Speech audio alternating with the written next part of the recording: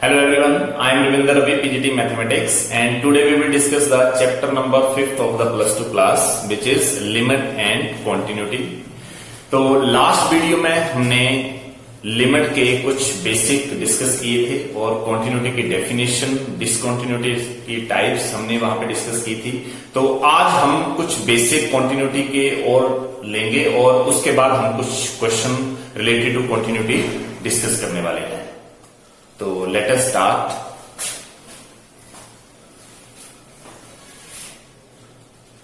Now today's topic is algebra of continuous function. Algebra of continuous function. तो जैसे कि आप लोग जानते हैं कि जहां पर एल्जेब्रा वर्ड स्टार्ट हो गया, इसका मतलब वहां पे ऑपरेशन स्टार्ट हो गया। Operation means plus minus multiply and divide. तो हम लिमिट और कॉन्टिन्यूटी डिस्कस कर रहे हैं जिसमें फंक्शन का बहुत बड़ा एक इंपॉर्टेंट रोल है। तो सपोज करो आप लोगों के पास यहां पे दो फंक्शन दे रखे हैं, एक f of x and g of x. F of x एक फंक्शन आप लोगों के पास and g of x. F of and g of x are two continuous functions। If करके लेके चलते हैं। If f of x and g of x are two continuous function implies that according to algebra of continuous function, अगर f और g दो continuous function हैं तो implies में फर्स्ट वर्ड बनेगा कि f of x plus g of x is a continuous function. Continuous function, इसका मतलब ये हो गया कि अगर f और g दो कॉन्टिन्यूअस फंक्शन है तो उनका एडिशन भी एक कॉन्टिन्यूअस फंक्शन बनेगा और इसको इंप्लाइज करके हम लिखेंगे f plus g of x। Similarly second, f of x minus g of x is continuous. Third बनेगा f of x into g of x is continuous। Fourth बनेगा f of x upon g of x is continuous। And fifth बनेगा c into f of x और c into g of x is continuous function where c is any real number। इसका मतलब यह है कि अगर f और g कोई दो कॉन्टिन्यूअस फंक्शन हैं तो उनका एडिशन कॉन्टिन्यूअस फंक्शन होगा, उनका सब्ट्रैक्शन कॉन्टिन्यूअस फंक्शन होगा, जिसको हम f minus g of x लिख सकते हैं is continuous. f of x into g of x is continuous, that is करके हम इसको f into g of x is continuous लिख सकते हैं। and f of x upon g of x is continuous function। इसका मतलब यह है कि that is करके हम f upon g of x लिख सकते हैं is continuous function। तो यहां से लास्ट वाला जो टर्म है वो c into C F of x and c into G of X. इसका मतलब c कोई स्केलर वैल्यू है। इसका मतलब किसी फंक्शन को, किसी कॉन्टिन्यूअस फंक्शन को जब हम किसी रियल नंबर से मल्टीप्लाई कर रहे हैं तो भी वो कॉन्टिन्यूअस फंक्शन की टर्म में ही रिजल्ट देगा। इसका मतलब यह है कि एल्जेब्रा ऑफ कॉन्टिन्यूअस फंक्शन का मतलब यह है कि जब हमारे पास दो फंक्शन कॉन्टिन्यूअस फंक्शन हैं और उनमें हम कोई भी ऑपरेशन अप्लाई करते हैं तो उनके रिजल्टिंग फंक्शन भी कॉन्टिन्यूअस फंक्शन ही आते हैं। ये एल्जेब्रा ऑफ कॉन्टिन्यूअस फंक्शन है। और अब इसका नेक्स्ट एक थ्योरम और है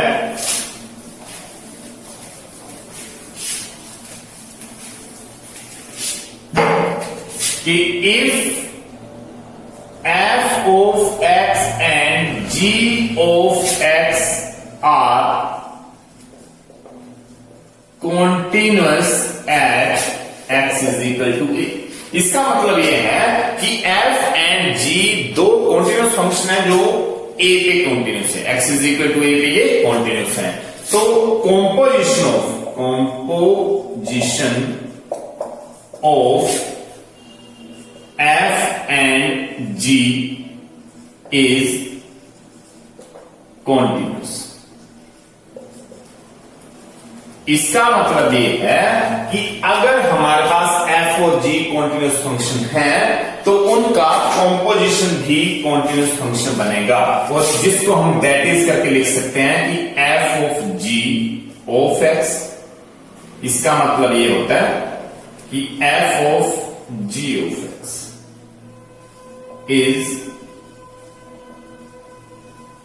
कॉन्टिन्यूअस, और g of f of x, इसका मतलब ये होता है कि g of f of x is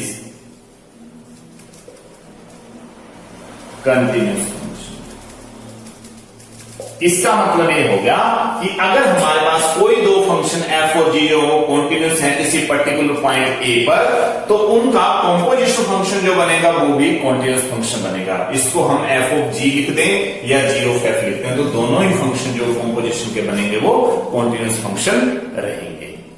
तो ये कुछ बेसिक थे इसके कॉन्टिन्यूटी के डेफिनेशन और इंट्रो हमने कल डिस्कस कर लिया था, और डिस्कंटिन्यूटी भी हमने कल डिस्कस किया था, और ये अलजेब्रा ऑफ कॉन्टिन्यूअस फंक्शन का अभी हमने डिस्कस कर लिया।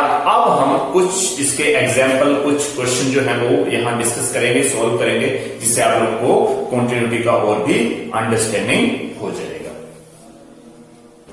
Our first question is examine the function F defined by the function F of x is equal to x square upon 2, 0 less than or equal to x less than or equal to 1, and the second function f of x is equal to 2x square minus 3x plus 3 upon 2x greater than 1 for continuity at x is equal to 1। इस question में हमें given function दे रखा है, और function का जो interval है वो एक है 0 से 1 तक और दूसरा है ग्रेटर देन 1। इसका मतलब ये है कि इसमें एक तो फंक्शन की एग्जैक्ट वैल्यू दे रखी है 1, तो 1 से वैल्यू छोटी भी हो सकती है, लेस देन 1 दे रखा है यहां पर, और 1 से ग्रेटर वैल्यू भी हो सकती है। तो जहां पे ग्रेटर और लेस देन का ऐसा कोई क्वेश्चन आता है तो वहां पे हम नेबरहुड पॉइंट चेक करते हैं, और वहां पे हम नेबरहुड पॉइंट से लेफ्ट हैंड लिमिट और right hand limit find out करते हैं, और उससे पता लगाते हैं कि क्या ये दोनों लिमिट इक्वल है। अगर ये दोनों लिमिट इक्वल होंगी तो हमारा जो रिजल्ट होगा वो continuity at x is equal to 1 के लिए एप्लीकेबल होगा। इसका मतलब यह है कि एक्स इज इक्वल टू 1 पे ये क्वेश्चन जो है वो कॉन्टिन्यूअस फंक्शन आएगा। तो चलो इसका सोल्यूशन हम स्टार्ट करते हैं। Solution, given function, given f of x is equal to x square upon 2, 0 less than और equal to x less than और equal to 1, and second function 2x square minus 3x plus 3 upon 2 x greater than 1। तो यहां से अब हम check करेंगे left hand limit. Left hand limit में हमने पहले डिस्कस किया था कि जहां पे x की वैल्यू लेस की टर्म में आएगी, तो x की वैल्यू जो है वो लेस देन 1 है, क्योंकि हम इस क्वेश्चन को 1 के लिए कंसीडर कर रहे हैं, क्योंकि हमने कॉन्टिन्यूटी जो है वो x इज इक्वल टू 1 पे चेक करना है। तो इसका मतलब हमारा कॉमन पॉइंट जो है वो 1 है। तो 1 के लिए जब हम चेक कर रहे हैं तो हम लिखेंगे left hand limit x tends to 1 negative, क्योंकि लेफ्ट हैंड लिमिट है तो यहां हम माइनस का साइन लगाएंगे, और यहां पे लिखेंगे हम f ऑफ x, और f ऑफ x लिखने के लिए हम ये वाला फंक्शन यूज करेंगे एक्स स्क्वायर अपॉन 2, क्योंकि यहां इंटरवल x लेस देन 1 है, तो इसका मतलब फंक्शन एक्स स्क्वायर अपॉन 2 आएगा। लेकिन हम यहां पे इस क्वेश्चन को डायरेक्ट सब्स्टिट्यूशन से नहीं कर सकते। क्यों? क्योंकि हमारे पास जो x की वैल्यू है वो 1 या 1 से लेस है, कोई एग्जैक्ट वैल्यू नहीं है। तो एग्जैक्ट वैल्यू लेने का मतलब है कि वैल्यू जो है 1 से लेस भी हो सकती है। तो यहां पे हम क्या करेंगे, पुट करेंगे, put x is equal to 1 minus h, हम नेबरहुड पॉइंट ले रहे हैं 1 minus tends to 0, as h tends to 0। तो हमारे पास लेफ्ट हैंड लिमिट जो है वो आ गया limit h tends to 0 negative, और यहां इस x की जगह हम पुट करने वाले हैं 1 minus h whole square. Limit h tends to 0 negative 1 minus h whole square means a minus b whole square. a minus b whole square means a square plus b square minus 2ab upon 2। अब मैं इस term को यहां पे करने वाला हूं। Left hand limit is equal to, यहां से देखिए limit h tends to 0 negative 1 square means 1 plus h square minus 2 into h upon 2। अब हम h टेंस टू 0 इसमें अप्लाई करेंगे तो हमारे पास रिजल्ट आएगा 1 plus 0 square means 0 minus 2 into 0 means 0 upon 2। Now it is equal to 1 upon 2। It means left hand limit जो है वो हमारे पास 1 अपॉन 2 आ चुकी है। हमारे पास लेफ्ट हैंड लिमिट का रिजल्ट जो 1 अपॉन 2 आ चुका है। अब हम स्टार्ट कर रहे हैं राइट हैंड लिमिट, और राइट हैंड लिमिट हम करेंगे तो फंक्शन x ग्रेटर देन 1 होना चाहिए, x ग्रेटर देन 1 होना चाहिए। तो यहां पे x ग्रेटर देन 1 है, यहां पे x ग्रेटर देन 1 है, तो हमारे पास जो रिजल्ट आएगा वो लिखेंगे limit x tends to 1 positive. Right hand limit के लिए हम 1 के साथ पॉजिटिव साइन यूज करेंगे और यहां पे लिखेंगे f ऑफ x। तो यहां पे limit x tends to 1 positive, और f ऑफ x की वैल्यू जो है वो हम लिखने वाले हैं 2x square minus 3x plus 3 upon 2। तो यहां से हमारे पास ये राइट हैंड लिमिट का फंक्शन आ गया। अब मैं इस राइट हैंड लिमिट को यहां पे लिखने वाला हूं right hand limit. Right hand limit को मैं सबसे पहले लिखूंगा राइट हैंड लिमिट को 1 प्लस, तो यहां पर भी मुझे नेबरहुड पॉइंट लेना है, तो सबसे पहले मैं इसको पुट करूंगा। Put x is equal to 1 plus h as h tends to 0। यहां h टेंस टू मुझे 0 लेना पड़ रहा है, तो यहां पे राइट हैंड लिमिट जो है वो आ गया limit h tends to 0 positive, और यहां जो फंक्शन है यहां 2x स्क्वायर, तो 2x स्क्वायर की जगह मैं लिखूंगा 2 into 1 plus h whole square minus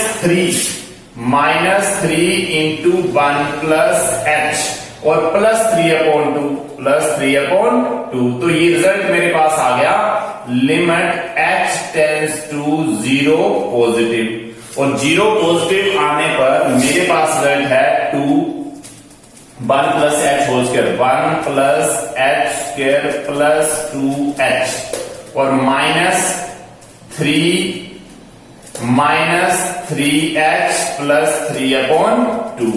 अब मैं यहां पर h की वैल्यू पुट कर दूंगा, h की वैल्यू लिमिट पुट कर देंगे तो मेरे पास रिजल्ट आएगा 2 into 1 plus 0 minus 3 into 0 plus 3 upon 2। तो यहां से मेरे पास रिजल्ट आएगा 2 इंटू 1 मीन्स 2 माइनस 3 माइनस 0 लिखने की जरूरत नहीं है, प्लस 3 अपॉन 2।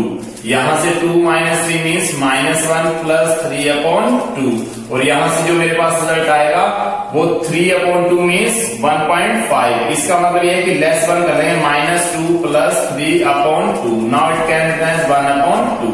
तो इसका मतलब राइट हैंड लिमिट का रिजल्ट भी मेरे पास जो है वो 1 अपॉन 2 आ चुका है यहां से।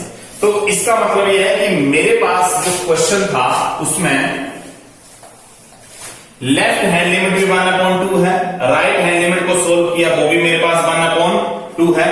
तो इसका मतलब अब मुझे यहां x की वैल्यू जो थी इस इंटरवल में वो थी x is equal to 1 and x less than 1। तो लेफ्ट हैंड लिमिट में मैंने लेस के लिए तो चेक कर दिया, तो इसका मतलब मैं अगर डायरेक्टली f ऑफ 1 पुट करता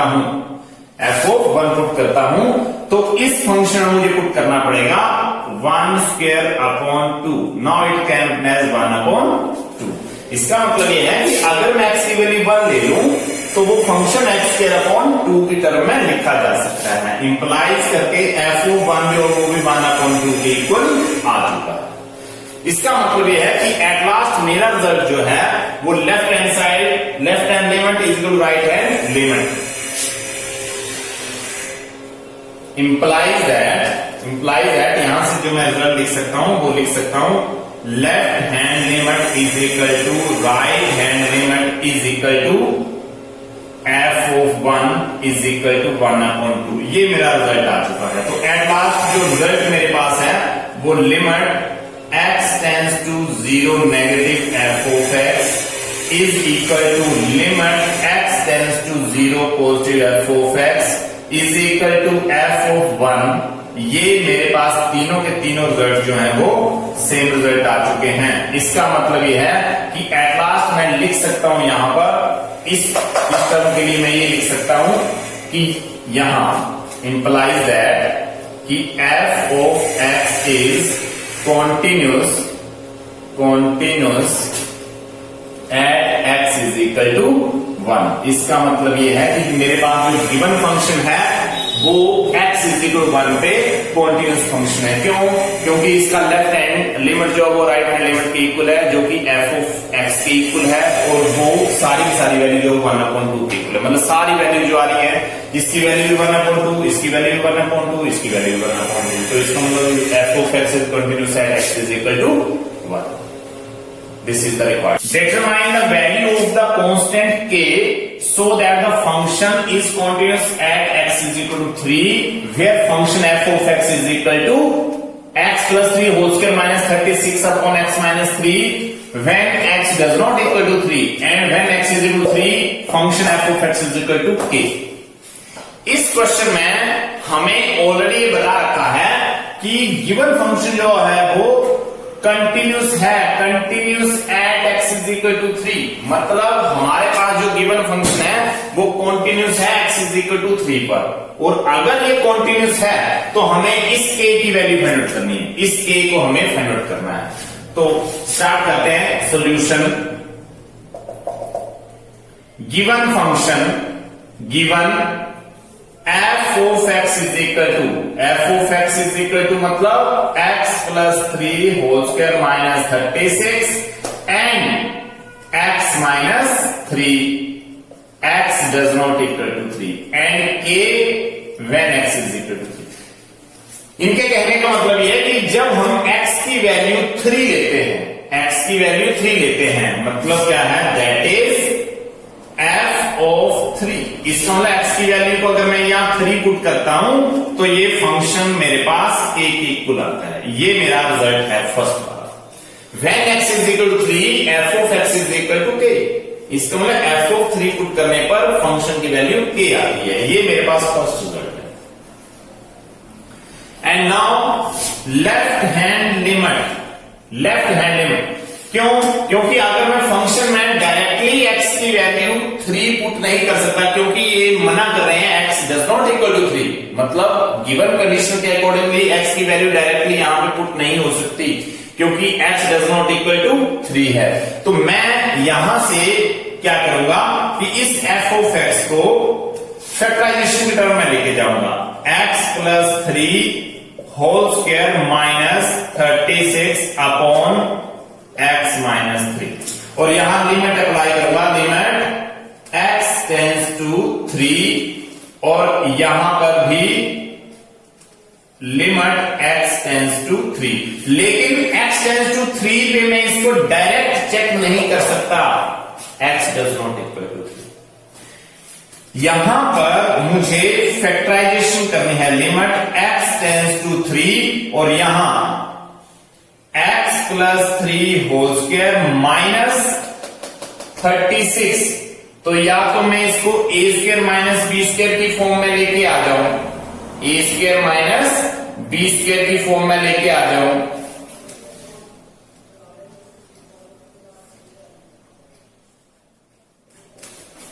यहां पर x plus 3 whole square minus 6 square, 6 square मतलब 36।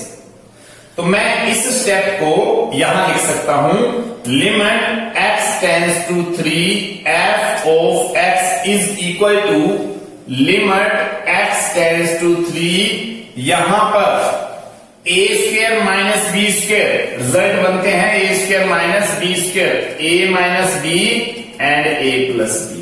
तो यहां से मेरे पास जो रिजल्ट आ जाएगा वो ये आ जाएगा x plus 3 plus 6 and x plus 3 minus 6 upon x minus 3। मतलब जो न्यूमरेटर था उसकी मैंने फैक्टराइजेशन कर दी इस आइडेंटिटी के साथ, ए स्क्वायर माइनस बी स्क्वायर के साथ। ये ए स्क्वायर है और ये बी स्क्वायर है। अब यहां से जो रिजल्ट आएगा x टेंड्स टू 3, तो यहां से x प्लस 9 एक वैल्यू बन रही है मेरे पास और दूसरा बन रहा है x minus 3 upon x minus 3। तो यहां से x माइनस 3 और x माइनस 3 कैंसिल आउट हो रहे हैं, limit x tends to 3 x plus 9 और यहां पे x प्लस 9 की टर्म देखी है, यहां मैं वैल्यू अप्लाई करने वाला हूं 3 प्लस 9 मीन्स x की वैल्यू मैंने 3 पुट कर दिया, लिमिट अप्लाई कर दिया 12। इसका मतलब यह है कि x tends to 3 f of x। अब मेरे पास एक रिजल्ट ये आ चुका है। अब क्वेश्चन में कंडीशन ये थी कि ये फंक्शन जो है वो x इज इक्वल टू 3 पे कॉन्टिन्यूस है, x इज इक्वल टू 3 पे ये कॉन्टिन्यूस है। तो अगर ये x इज इक्वल टू 3 पे कॉन्टिन्यूस है तो मैं कंडीशन लिख सकता हूं कि since f of x is continuous at x is equal to 3, therefore limit x tends to 3 f of x is equal to f of 3। तो इसका मतलब ये कंडीशन हमारे पास फुलफिल होगी। क्यों? क्योंकि जब हमारे पास limit x tends to c f of x is equal to f of c result होता था तो कंटिन्यूटी की टर्म आती थी। तो यहां पर ये क्वेश्चन में x की वैल्यू 3 पे ये फंक्शन कॉन्टिन्यूस है तो ये दोनों वैल्यू आपस में इक्वल होंगी। तो ये वैल्यू हमारे पास आ चुकी है 12, ये वाली वैल्यू मेरे पास आ चुकी है 12 एंड f ऑफ 3 जो है वो स्टार्टिंग में हमने फाइंड आउट कर लिया था जिसकी वैल्यू थी k। तो इसका मतलब implies k is equal to 12 is the required value of k। इसका मतलब यह है कि k की 12 वैल्यू यहां पर एग्जिस्ट करेगी। This is the required answer. और इस क्वेश्चन में आप लोगों को अगर ये लग रहा है कि हमने इसमें लेफ्ट हैंड साइड या राइट हैंड साइड क्यों नहीं लिया, तो यहां पे ग्रेटर और लेस की कोई कंडीशन नहीं है। जहां पर ग्रेटर देन और लेस देन की टर्में होती हैं वहां पे एग्जैक्टनेस नहीं होती तो हमें नेबरहुड पॉइंट लेने पड़ते हैं। तो यहां पे तो ऐसी कोई प्रॉब्लम वाली बात नहीं है। यहां पे डायरेक्टली इन्होंने ये दे रखा था कि x इज इक्वल टू 3 पे ये फंक्शन जो है कॉन्टिन्यूस है तो हमें 3 पे चेक करना था इसको, तो डायरेक्टली हमने x टेंड्स टू 3 ले लिया था। यहां पर हमें वो कुछ करने की जरूरत नहीं पड़ी। Now our next question is if the function f of x, if the function f of x 3ax plus b, comma if x greater than 1, f of x is equal to 11 if x is equal to 1, f of x is equal to 5ax minus 2b if x less than 1, is continuous at x is equal to 1, find the value of a and b। इसका मतलब यह है कि इस question में क्या condition है कि ये फंक्शन जो given function f of x है वो कॉन्टिन्यूस है x इज इक्वल टू 1 पर, x इज इक्वल टू 1 पर ये फंक्शन कॉन्टिन्यूस है। इसका मतलब क्वेश्चन को मुझे x टेंड्स टू 1 पे चेक करना है। Find the value of a and b। अगर कॉन्टिन्यूटी x इज 1 पे है तो हमें a और b की वैल्यूज को फाइंड आउट करना है। तो now let us start solution. f of x is equal to 3ax plus b if x greater than 1, 11 if x is equal to 1 and 5ax minus 2b if x less than 1। तो जहां तक हमने discuss किया कि जब हमारे पास greater than और less than का क्वेश्चन आता है तो हम नेबरहुड पॉइंट को चेक करते हैं। तो गिवन फंक्शन से हमें ये मिल रहा है कि now f of x is equal to 11 if x is equal to 1। तो नाउ f of 1 मतलब x की वैल्यू अगर मैं 1 पुट करता हूं तो फंक्शन मेरे पास 11 आता है। ये मेरे पास इक्वेशन फर्स्ट है। ये गिवन फंक्शन से मैंने फाइंड आउट कर लिया कि f of x is equal to 11 if x is equal to 1। अगर x की वैल्यू 1 होती है तो वैल्यू फंक्शन की 11 आती है। नाउ लेफ्ट हैंड लिमिट में हमने ये डिस्कस किया कि जो फंक्शन इंटरवल के अकॉर्डिंगली x लेस देन की फॉर्म में आएगा उसको हम लेफ्ट लिमिट से लेंगे। तो limit x tends to 1 negative f of x। अब नेगेटिव लिमिट के लिए, लेफ्ट हैंड लिमिट के लिए f ऑफ x की वैल्यू जो होगी वो ये वाली होगी। क्यों? क्योंकि यहां पे x लेस देन 1 है, x ग्रेटर देन 1 जो है वो राइट हैंड लिमिट के लिए, x लेस देन 1 है वो लेफ्ट हैंड लिमिट के लिए। तो ये फंक्शन मैंने लेफ्ट के लिए यूज कर लिया 5ax minus 2b। Now put x is equal to 1 minus h as h tends to 0। क्यों? क्योंकि नेबरहुड पॉइंट 1 माइनस h करना है, क्योंकि x की वैल्यू 1 से लेस आ रही है तो 1 माइनस h मैंने कर दिया। तो यहां से मेरे पास जो रिजल्ट आ गया वो ये आ गया लेफ्ट हैंड लिमिट का। Left hand limit is equal to limit h tends to 0। h की वैल्यू मैंने 0 अप्रोच कर दी और यहां पर limit h tends to 0 negative and 5a as it is, इस x की जगह 1 माइनस h, 5a इस x की जगह 1 माइनस h माइनस 2b। मेरे पास रिजल्ट आ गया limit h tends to 0 negative 5a minus 5a h minus 2b। Multiply कर दिया 5a h। Now applying h tends to 0, h tends to 0 करने पर ये वाली टर्म 0 बन जाएगी, इसका मतलब 5a माइनस 2। ये हमारे पास लेफ्ट हैंड लिमिट, ये रिजल्ट आ गया लेफ्ट हैंड लिमिट का। ये इक्वेशन मेरे पास सेकंड आ गई। Now right hand limit is equal to limit x tends to 1 positive f of x। और ये जो f ऑफ x है वो मुझे अब ग्रेटर वाली टर्म के साथ वाला जो फंक्शन है वो लेना है। x greater than 1, x greater than 1 के लिए फंक्शन है 3ax प्लस b।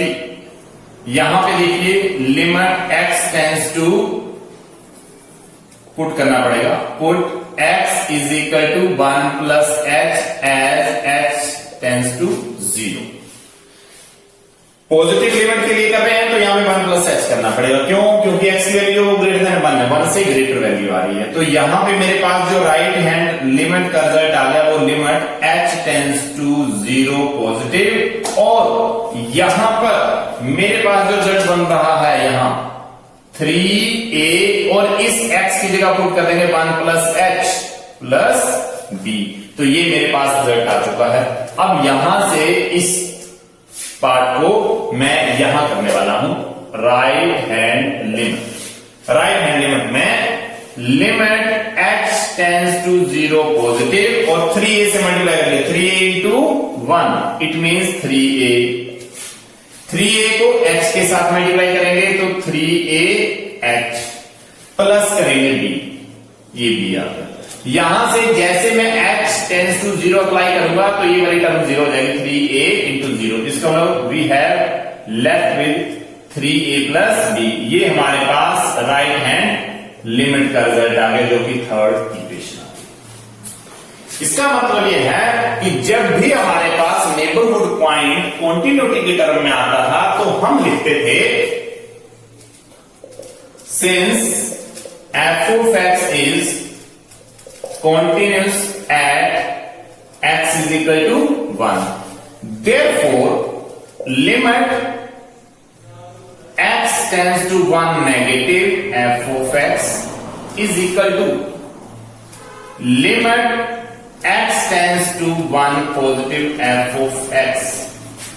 क्यों? क्योंकि जब ये कॉन्टिन्यूटी है तो लेफ्ट हैंड लिमिट और राइट हैंड लिमिट आपस में इक्वल आएंगे और f of x is equal to 11। इसमें f ऑफ x की वैल्यू 11 जब x की वैल्यू 1 थी, तो ये वाली तीनों की तीनों टर्में जो होंगी वो इक्वल हो जाएंगी। ये वाली तीनों टर्में आपस में इक्वल हो जाएंगी। First equation, second equation, third equation, क्योंकि हमारे पास गिवन फंक्शन जो है वो x इज इक्वल 1 पे कॉन्टिन्यूस है, तो मुझे left limit, right limit and f of x को इक्वल करना पड़ेगा। ये हमारे पास रिजल्ट है जो कि हम लास्ट वाले वीडियो में डिस्कस कर रहे हैं। तो यहां से लेफ्ट हैंड लिमिट का रिजल्ट मेरे पास है 5a माइनस 2b। नेक्स्ट का रिजल्ट है मेरे पास 3a प्लस b और इज इक्वल टू 1 का मतलब f ऑफ 1 मीन्स 11। तो यहां से हमारे पास इक्वेशंस बन रही हैं, इंप्लाइज दैट मैं यहां से लिख सकता हूं 5a minus 2b is equal to 3a plus b is equal to 11। तो इसका मतलब ये तीनों चीजें आपस में इक्वल हो गई, ये टर्म और ये टर्म। तो मैं एक बार इसको इसकी इक्वल रख दूंगा, एक बार इसको इक्वल रख दूंगा। तो हमारे पास जो नेक्स्ट स्टेप आएगा वो हम यहां पे फाइंड आउट करने वाले हैं। अगर मैं 5a माइनस 2b को that is 5a minus 2b is equal to 11, equation आ गई 4 and 3a plus b, 3a plus b equation आ गया 11 के equal. Now from equation 4th and 5th we can find the value of a and b by substitution method, elimination method, cross multiplication method। जो आप लोगों को अच्छा method लगता है उससे आप लोग इसको सोल्व कर सकते हो। by elimination method multiply equation 5th by 2 and adding। मैंने 5th इक्वेशन को 2 से मल्टीप्लाई कर दिया और इन दोनों को ऐड कर दिया, तो 2 से मल्टीप्लाई करना 6 आ गए यहां पर और प्लस के 2b आ गए और यहां 22 आ गए। यहां पर मैं एलिमिनेशन मेथड अप्लाई कर रहा हूं, मैंने इस इक्वेशन को 2 से मल्टीप्लाई कर दिया ताकि यहां पे 2b बन जाएंगे और 2b बनते ये वाली वैल्यू और ये वाली वैल्यू क्या हो जाएगी, कैंसिल। और यहां से मेरे पास रिजल्ट आएगा 11a और 11a और यहां पे आ जाएगा 33। तो a की वैल्यू जो है वो 33/11, इसका मतलब a की वैल्यू जो है वो 3, a की वैल्यू जो वो 3 आ चुकी है। और a की वैल्यू 3 हम किसी भी एक पर्टिकुलर वैल्यू में रिजल्ट में पुट करेंगे तो वहां से दूसरी वैल्यू। तो यहां से put a is equal to 3 in equation 5th, मैंने 5th में पुट कर दिया 3 into 3 plus b is equal to 11। It means this is a 9 plus b is equal to 11, b is equal to 11 minus 9, b is equal to 2।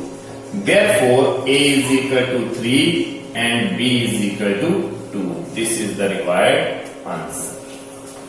इसका मतलब ये है कि अगर फंक्शन कॉन्टिन्यूस है x इज 1 पे तो इसका left hand limit, right hand limit और फंक्शन f ऑफ 1 जो है वो इक्वल आएगा। और यहां से इक्वलिटी से ये तीनों टर्म आपस में इक्वल थी, तो मैंने फर्स्ट इक्वेशन बना ली this is equal this and second equation this is equal this, और इसको किसी भी एक मेथड से सॉल्व करके a और b की वैल्यू फाइंड करें and this is the required answer for the question. Now our next question is f of x is equal to 1 minus cos 4x upon x square if x less than 0।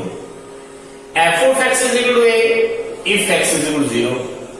f of x is equal to root x upon root 60 minus root x minus 4 if x greater than 0।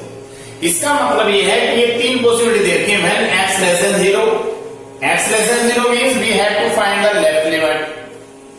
X greater than 0 means we have to find the right limit.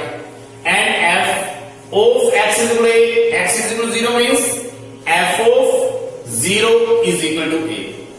Now, if function is continuous at x is equal to 0, given function जो है वो x is equal to 0 पर continuous है, हमें ये चीज given है, x is equal 0 पर फंक्शन जो है वो कॉन्टिन्यूस है, और find the value of a, हमें a की वैल्यू फाइंड करनी है। तो सॉल्यूशन में लिखेंगे, solution first of all given f of 0 is equal to a, ये हमारे पास गिवन वैल्यू है, मैंने इसको ले लिया equation first. And now left hand limit is equal to limit x tends to 0 negative. Left hand limit के लिए 0 point लेना है मुझे और नेगेटिव के साथ लेना है, और यहां पे लिखना है f of x। And function for left hand limit, function जो आएगा वो आएगा 1 minus cos 4x upon x।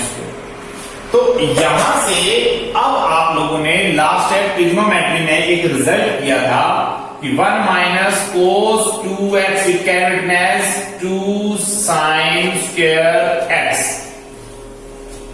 इसका मतलब ये था कि जहां 2x है इसका हाफ यहां पे आ रहा है, तो मुझे 1 माइनस cos 4x लिखने के लिए 2 sin स्क्वायर 2x लिखना पड़ेगा, क्योंकि 4x का हाफ 2x। तो यहां से मैं इसको रिप्लेस कर सकता हूं कि limit x tends to 0 negative 1 minus cos 4x it can written as 2 sin square 2x upon x। ये टर्म लिख दीजिए। Now it can be written as 2 is the constant value, जिसको हम लिमिट के बाहर लिख सकते हैं, तो मैंने लिख दिया 2 limit x tends to 0 negative, और यहां sin 2x upon x whole square कर दिया। क्यों? क्योंकि sin का भी स्क्वायर था और x का भी स्क्वायर था, तो मैंने यहां पर sin 2x अपॉन x का होल स्क्वायर कर दिया। यहां से मेरे पास जो रिजल्ट आ गया वो आ गया लेफ्ट हैंड लिमिट का result 2 time limit x tends to 0 negative, और यहां पर लिमिट का रिजल्ट आप लोगों को पता है कि sin x upon x, limit x tends to 0, limit का स्टैंडर्ड रिजल्ट कि limit x tends to 0 sin x upon x जो होता है वो 1 के इक्वल होता है। तो यहां पर भी सेम कंडीशन बन रही है, लेकिन एक प्रॉब्लम ये आ रहा है कि यहां पे 2x है जबकि डिनोमिनेटर में ओनली x है। तो हम यहां पे क्या करेंगे, इसको रिजल्ट बनाने के लिए हम क्या करेंगे कि sin 2x अपॉन 2x ऐसे कर लेंगे, जिससे हमारा रिजल्ट आ गया। देखिए 2 sin 2x, 2 से मल्टीप्लाई 2 से डिवाइड, कोई फर्क नहीं पड़ा। नेक्स्ट टर्म में रिजल्ट आ गया 2 limit x tends to 0 negative, और यहां पर मेरे पास रिजल्ट आ गया sin 2x upon 2 whole square, और इस 2 का जो स्क्वायर था वो मैंने अलग निकाल लिया, इस 2 का स्क्वायर ऐसे,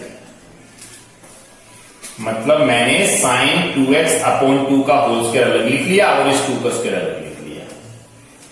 नेक्स्ट स्टेप में इस 2 का स्क्वायर करेंगे, 2 2 जा 4, 2 2 जा 4 इंटू 2, ये बन जाएगा 8। Limit x tends to 0 negative, और यहां से जो वैल्यू आप लोगों के पास आएगी ये,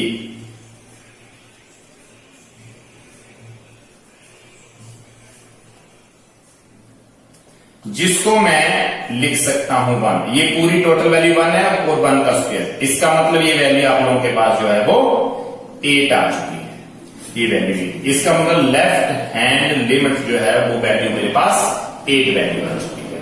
तो ये कुछ पर्टिकुलर रिजल्ट है जो आप लोगों ने नोट कर लेने हैं, जिससे आप लोगों को प्रॉब्लम नहीं आएगा नीचे के रिजल्ट से।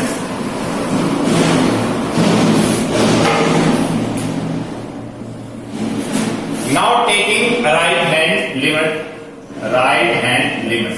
राइट हैंड लिमिट में मेरे पास रिजल्ट है ये, limit x tends to 0 f of x. Now it can be written as limit x tends to 0, positive लिखना है, और f of x की वैल्यू है √x 16 प्लस √x -4। जब भी रूट वाला ऐसा कोई क्वेश्चन आता था तो हम रैशनलाइजिंग की टर्म अप्लाई करते थे, तो यहां पे हम रैशनलाइज कर रहे हैं। रैशनलाइज करने पर 16 प्लस √x, और ये वाला साइन चेंज होगा, इसकी जगह प्लस के 4 आ जाएंगे, और यहां पर भी 16 plus √x plus 4। Now next step में लिखेंगे तो x टेंड्स टू 0 पॉजिटिव, और यहां पे ये टर्म और ये टर्म आपस में मल्टीप्लाई होगी, √x 16 plus √x plus 4 upon a minus b a plus b।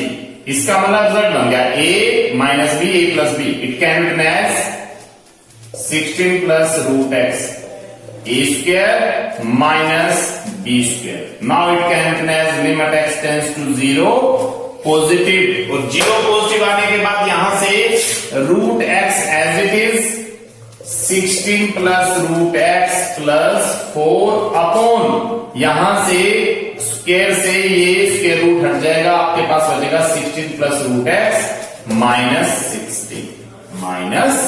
-16, क्योंकि 4 4 16, माइनस के 16 प्लस के 16 cancel, and we have left with limit x tends to 0 positive √x and 16 plus √x plus 4 upon √x। तो यहां √x से √x भी क्या हो जाएगा, cancel, and now we will apply the x is equal to 0। अब x की value यहां पे हम 0 अप्लाई कर देंगे, 16 plus 0 plus 4। Now it can written as 4, 16 का रूट निकालेंगे तो 4, और आगे प्लस है 4, इसका मतलब ये वैल्यू आ जाएगी 8।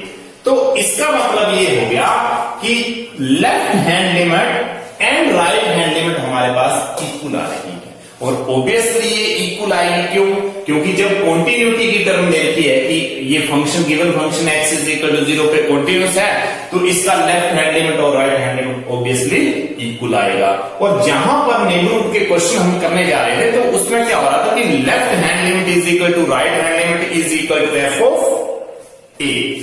इसका मतलब यह है कि एट लास्ट जब हम ये वैल्यू लिखेंगे तो ये रिजल्ट इस तरीके से आ जाएगा, यहां तक क्वेश्चन करने के बाद, कि since f of x is continuous at x is equal to 0 implies that left hand limit is equal to right hand limit is equal to f of a। f of a का मतलब क्या है, f of 0, और यहां पे x tends to 0 negative f of x, limit x tends to 0 positive f of x, और f of 0 का मतलब ये है कि f of 0 की वैल्यू यहां से a f of 0 की limit x tends to 0 positive f of right hand limit जो है वो वैल्यू 8, लेफ्ट की value 8, implies that a is equal to 8 is the required value of a, and it is the if function f is defined by the rule f of x is equal to greatest integer function 1 minus x plus greatest integer function x minus 1, discuss its continuity at x is equal to 1। Means इस given function को हमने x is equal to 1 पे check करना है कि क्या ये function continuous है या ये फंक्शन कॉन्टिन्यूस नहीं, at x is equal to 1 पे। Now let us start solution. Given function f of x is equal to 1 minus x and x minus 1। Now left hand limit is equal to limit x tends to 1 negative f of x and limit x tends to 1 negative f of x का मतलब greatest integer function 1 minus x plus x minus 1 और यहां से हम start करेंगे put करेंगे x is equal to 1 minus h क्योंकि हम लेफ्ट लिमिट के लिए अप्लाई कर रहे हैं तो 1 minus h as h tends to 0. Therefore, left hand limit is equal to limit h tends to 0 negative 1 minus इस x की जगह लिखेंगे 1 माइनस h प्लस इस x की जगह लिखेंगे 1 minus h minus 1. Now it is equal to limit h tends to 0 negative 1 minus 1 plus h and plus 1 minus h minus 1. It can be written as limit h tends to 0 negative 1 और 1 less हो गए only h आ गया आपके पास greatest integer function h and plus 1 minus 1 0 minus h 0 minus h. तो हम इस स्टेप में limit left hand limit h tends to 0 negative greatest integer function h और प्लस 0 माइनस h ये स्टेप मैंने यहां लिख लिया. यहां से अब आप लोगों ने ये चेक करना है कि जैसे मैं लिमिट की 0 वैल्यू यहां पे अप्लाई करूंगा मेरे पास now left hand limit is equal to this. तो ये ग्रेटेस्ट इंटीजर फंक्शन के पॉइंट बन चुके हैं तो इसको फाइंड आउट करने से पहले हमें यहां पे ग्रेटेस्ट इंटीजर फंक्शन को थोड़ा सा डिस्कस करना है. सपोज करो ग्रेटेस्ट इंटीजर फंक्शन की वैल्यू थी 0 ग्रेटेस्ट इंटीजर फंक्शन की वैल्यू थी 1 ग्रेटेस्ट इंटीजर फंक्शन की वैल्यू थी 2. अगर ग्रेटेस्ट इंटीजर फंक्शन x की वैल्यू 0 होती थी तो इंटरवल आता था x लेस देन 1 मतलब x की वैल्यू 1 से लेस होगी या 0 होगी या 0 से ग्रेटर होगी. इसका मतलब क्या था कि 0 से लेकर 1 के बीच में जितनी वैल्यू आप लोगों के पास x की होंगी उनके लिए हम इसको 0 ही लिखेंगे. फॉर एग्जाम्पल आप लोगों के पास 0.5 ग्रेटेस्ट इंटीजर फंक्शन उसकी वैल्यू 0 आएगी 0.9 है उसकी वैल्यू 0 आएगी 0.8 है उसकी वैल्यू 0 आएगी. Similarly greatest integer function x की वैल्यू 1 है when x less then 2 and greater than और इक्वल टू 1. जब इस x की वैल्यू 1 से 2 के बीच में आती हैं या 1 आ जाए या 1 से ग्रेटर या 2 से लेस तो उस वैल्यू को हम 1 लिखते थे. फॉर एग्जाम्पल के लिए हम लिख सकते हैं 1.5 इसको मैं 1 लिखूंगा 1.7 इसको हम 1 लिखूंगा. इसका मतलब 1.5 1 और 2 के बीच की वैल्यू है जिसके लिए मैं इसको 1 लिख रहा हूं. 1.7 1 और 2 के बीच की वैल्यू है जिसको मैं 1 लिख रहा हूं. इसका मतलब ये था कि यहां से x की वैल्यू 0 ये तो वैल्यू 0 हो जाएगी लेकिन यहां 0 से कुछ वैल्यू जो है वो लेस की जा रही है 0 माइनस समथिंग का मतलब क्या है कि यहां जब तक आप लोगों के पास ये h यहां पे लिखा है इसका मतलब इसकी नेग्लिजिबल वैल्यू अप्रोचेस टू 0 मतलब इस x की वैल्यू अप्रोचेस टू 0 हो रही है 0 नहीं है इसका मतलब 0.000001 मतलब अप्रोचेस टू 0 है. तो इसका 0 से अगर कुछ लेस हो रहा है तो इसकी वैल्यू हमारे पास -1 आ जाएगी. इसका मतलब रिजल्ट -1 आ जाएगा. यहां से यहां 0 से कुछ वैल्यू यहां पे लेस की जा रही है 0 से वैल्यू कुछ लेस की जा रही है और 0 से कुछ वैल्यू लेस होने का मतलब क्या है कि ये वैल्यू जो होगी वो डेफिनेटली इसके और इसके बीच में होगी. 0 से कुछ वैल्यू लेस होगी तो -1 और 0 के बीच में रहेगी. तो ये वैल्यू ग्रेटेस्ट इंटीजर फंक्शन का -1। इसका मतलब इस x की वैल्यू जो होगी वो -1 होगी। कब? जब इस x की value less than 0, less than और इक्वल टू, ग्रेटर देन और इक्वल टू -1। मतलब जब x की वैल्यू -1 और 0 के बीच में होती है तो ग्रेटेस्ट इंटीजर फंक्शन -1 के इक्वल आता है। तो यहां से ये वैल्यू -1 आ रही है, तो ये वैल्यू आप लोगों के पास -1 बन चुकी है। अब हम राइट हैंड लिमिट ले रहे हैं।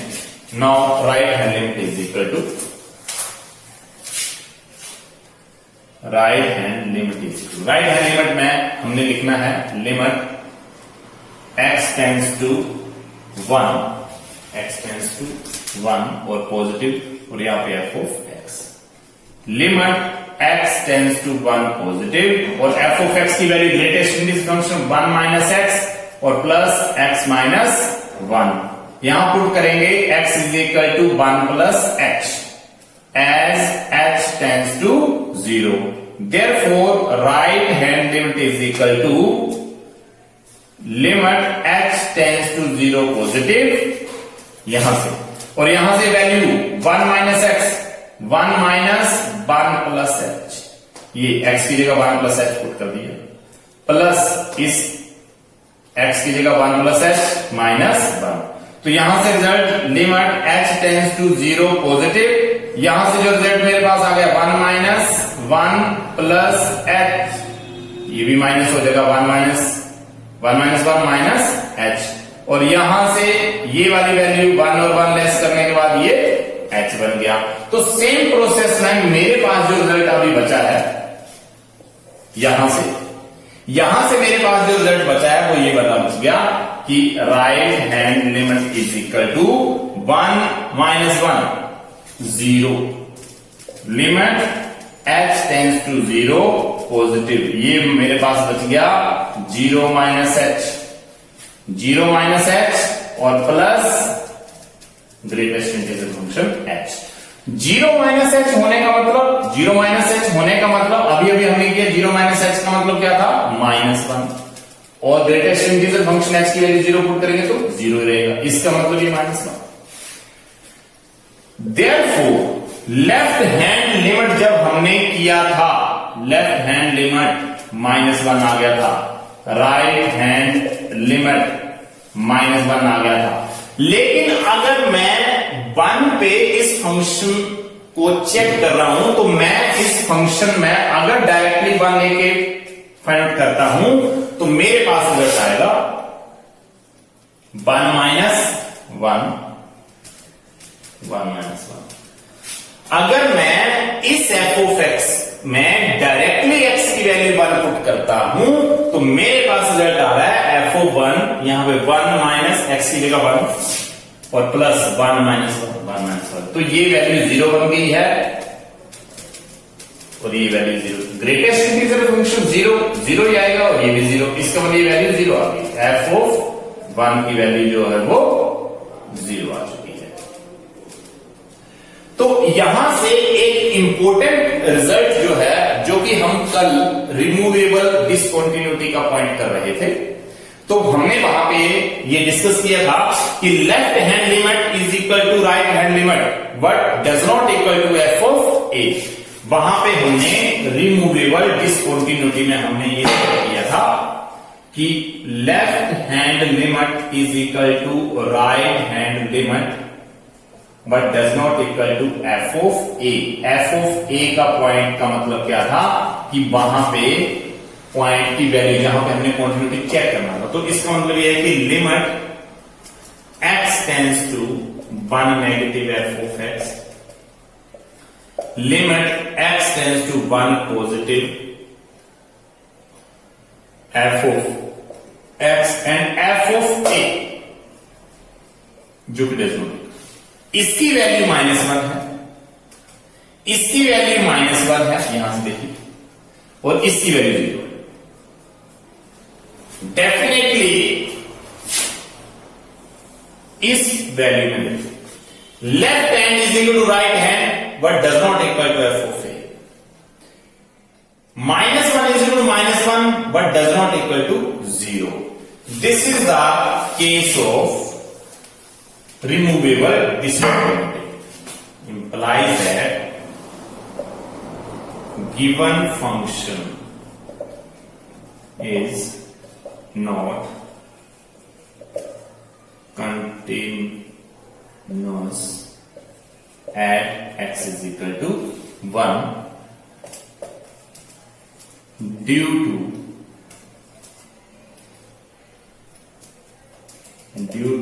point of removability.